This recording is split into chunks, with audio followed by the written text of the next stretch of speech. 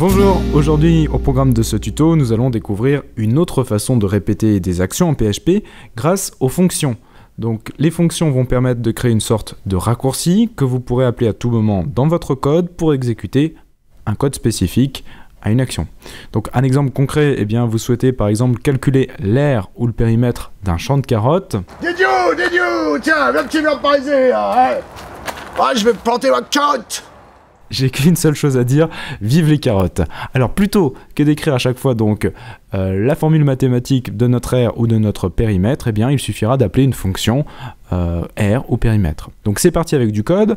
Donc la première chose à faire, c'est de construire notre fonction en écrivant function, puis en donnant un nom à notre fonction. Donc nous on va l'appeler par exemple aire. Donc on ouvre ensuite des parenthèses et là il faut réfléchir aux données que j'ai besoin dans ma fonction. En gros, quelles données je devrais indiquer à ma fonction pour qu'elle fasse le boulot? Pour l'aire c'est simple, on aura besoin de la longueur et de la largeur. Donc j'écris deux variables, $longueur, virgule, $largeur.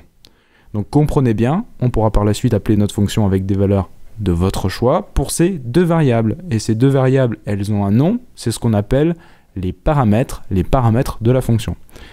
Attention, parfois c'est pas obligatoire, dans certaines fonctions, il se peut que vous n'ayez besoin d'aucune donnée. On écrira dans ce cas parenthèse ouvrante, puis fermante, sans variable à l'intérieur. Ensuite, comme pour les conditions ou les boucles, on met le contenu de notre fonction entre accolades, c'est-à-dire la formule de l'aire. Donc on va créer une variable aire qui sera égale à la valeur de l'aire, donc on lui dit que c'est égal à la longueur, et là on réfléchit une seconde, la longueur nous l'avons, et c'est celle que vous lui indiquerez juste au-dessus dans les paramètres, donc $longueur. En fait, vous pouvez utiliser dans votre fonction les paramètres que vous lui spécifiez au-dessus. Donc longueur multiplié avec l'étoile par la largeur qu'on trouve également dans les paramètres, $largeur.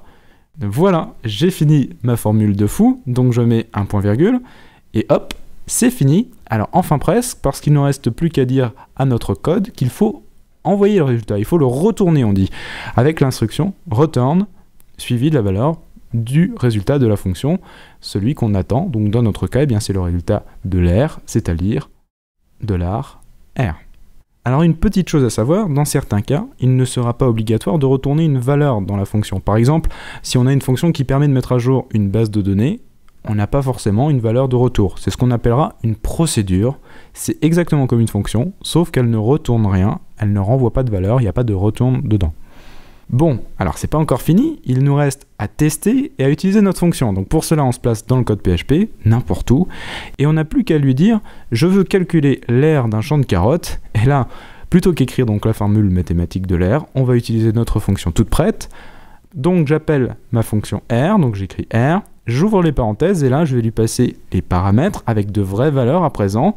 Donc imaginons, je sais pas moi, un champ de carottes qui fait 5 mètres sur 4, donc j'écris 5,4 et je peux fermer ma parenthèse.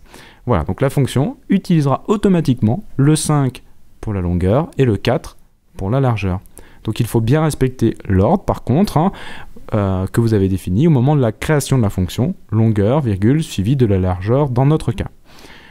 Alors pour finir, il faudra placer le résultat de notre fonction dans une variable. Donc par exemple, je dis que tout ça, on place le résultat dans une variable test, donc j'écris $test, et il ne reste plus qu'à tester en faisant echo test, et là, je peux immédiatement contrôler la valeur de mon aire, si elle est juste ou elle est fausse. Parfait, donc le résultat est correct, je vais pouvoir planter un maximum de carottes.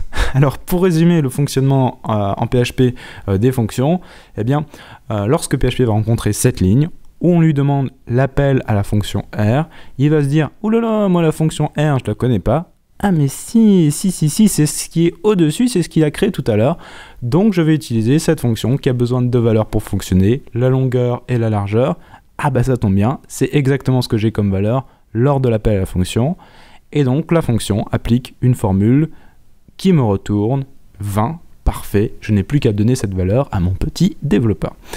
Alors vous voyez, c'est relativement simple une fois qu'on a compris, et les fonctions, vous n'avez pas fini d'en utiliser, car plutôt que de devoir tout écrire en PHP, on a l'avantage d'avoir une bibliothèque de fonctions toute prête à l'usage sans devoir tout écrire. Donc pour cela, il faut se rendre sur la documentation de PHP, donc php.net sur un navigateur, et ensuite on peut faire des recherches. Donc je vous en montre une au hasard, par exemple str2lower, eh bien je tombe sur une fonction toute prête que vous pouvez utiliser dans votre code sans avoir besoin de l'écrire. Et donc la doc est assez bien foutue, vous avez une description de ce que fait la fonction. Donc retourne string après avoir converti tous les caractères alphabétiques en minuscules, ce qui signifie donc que la fonction va nous mettre notre texte en minuscules. Vous avez ensuite la liste des paramètres de la fonction, donc ici il y en a un seul, str, qui est le texte à convertir en minuscules. Et enfin, avec une partie qui m'intéresse le plus, un exemple d'utilisation. Donc là, par exemple, on a une variable str avec un texte avec des majuscules. On appelle ensuite une fonction, donc la fonction qui permet de mettre en minuscules, en lui passant en paramètre eh bien, la variable qui contient le texte avec les majuscules, donc $str. Et quand je fais écho de mon résultat, eh bien, on a bien un texte en minuscules. Et donc, c'est ainsi que vous allez pouvoir chercher sur Google tout un tas de fonctions qui répondront à la plupart de vos attentes. Et si jamais vous ne trouvez pas, eh ben vous avez appris au début du tuto comment pouvoir planter vos propres carottes. Allez, une petite chose encore. Si jamais votre fonction venait à retourner plusieurs résultats, comment vous faites? Parce qu'on a vu return et une valeur. Eh bien, il va falloir lui passer un tableau qui va contenir plusieurs résultats. Et ça, c'est l'objet du prochain tuto. Donc à très bientôt. Bonne nuit et à bientôt.